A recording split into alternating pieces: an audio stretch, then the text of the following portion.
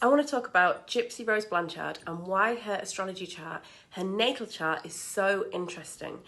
I've had a look at this. I'm totally fascinated by her story. Astrologically, when I've looked into this, there is a major difference in house placements depending on what house system you use. So I've left that out of this reading completely because I just think it leaves too much room for confusion. I'm only looking at the elements, which are the same no matter how you look at this chart. So we can see the clues of what influenced Gypsy Rose's life so far and what may be up in her future. So the first thing that we see is that Gypsy's sun sign is Leo and her moon is in Aquarius. This actually suggests to me that she has a really great but probably quite a wacky sense of humour. It also could explain why she comes off as being quite childlike. Obviously the circumstances of her upbringing infantilised her, but there is an element of this being her natural personality too. Gypsy's identity, so her sun sign, is directly opposite Saturn, which is in the same sign as her moon, which represents maternal influences and that relationship with her mother.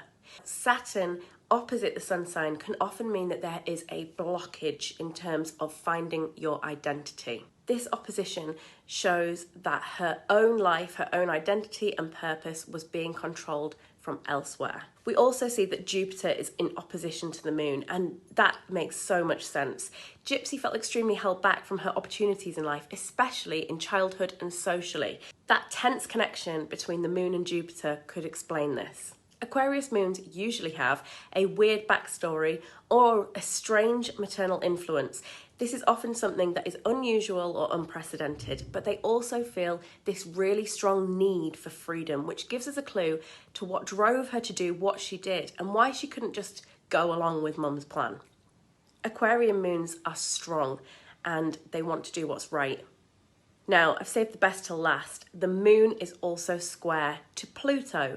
Now, this indicates some major tension and challenge to do with maternal secrecy. Pluto will not let secrets lie, especially when it's in the sign of Scorpio, which Gypsy's is.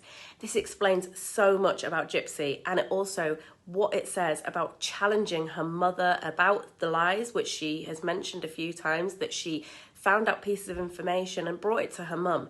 She will have known what was going on. You can see in her chart that she got used and controlled. She developed an awareness of this that she could not accept.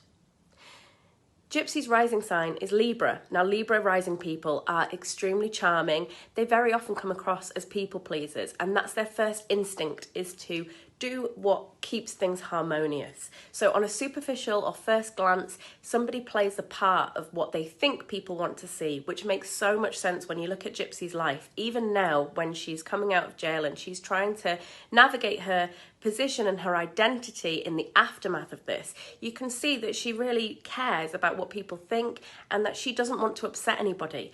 That is Libra rising. Another thing that I noticed is that she has this stellium of personal planets in Virgo. So that means that her Mercury, Venus and Mars are all in the sign of Virgo. Gypsy is very, very intelligent, and I think that she will have had more understanding to what was going on than she may have let on. She probably hid this from herself at the time. Again, this is a pleasing sign. Virgo wants to be of service. She wanted to help her mum. It gets even more interesting when you start looking at house placements, but I haven't got time for this right now. I have to go to work.